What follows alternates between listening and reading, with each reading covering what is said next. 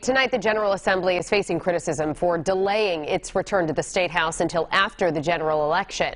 This as three local organizations call on legislative leadership to take action to rein in Governor Gina Raimondo's executive authority during the pandemic.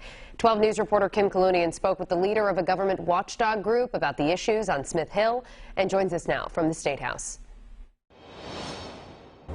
Well, General Assembly leadership announcing they would be reconvening for budget votes in November, but groups like Common Cause are questioning why they're not yet acting on other issues, saying they've essentially ceded all of their power to the governor.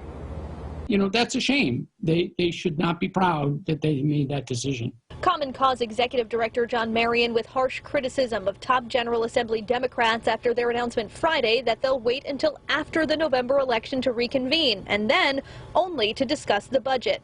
This just days after Common Cause joined the Rhode Island ACLU and the League of Women Voters in sending this letter to the legislative leaders calling on them to overturn one of Governor Gina Raimondo's recent executive orders aimed at allowing unlimited extensions of emergency rules. Serious questions about whether this violates the separation of powers in the state constitution. Have you heard anything from the Speaker, from the Senate President, from any members of the legislature about this letter? Nothing whatsoever. What does that say to you? What do you take away from their silence? Yeah, that essentially, you know, during this pandemic, they have ceded governing to the governor.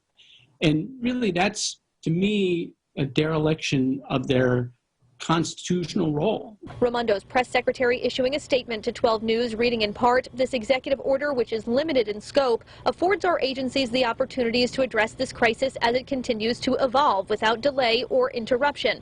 A spokesperson for the House Speaker says they're working closely with the governor and support how she is handling the crisis, saying they need to see if Congress sends more federal relief money before they can put together a state budget. Marion says he understands needing guidance from D.C., but worries the decision is motivated by politics to avoid tough votes before the November election and that it could cost taxpayers. They've chosen not to put bonds on the ballot on November 3rd, but instead have a special election. That's going to cost the state hundreds of thousands, if not more than $1 million to run that special election. And the spokesperson for the House Speaker did tell me that special election on bond referendums would likely mostly be held by mail-in ballot. Now, I did ask Marion if he would consider legal intervention should the governor's office and legislature fail to take action around Raimondo's executive authority. He told me they are currently keeping their options open. In Providence, I'm Kim Kalunian, 12 News.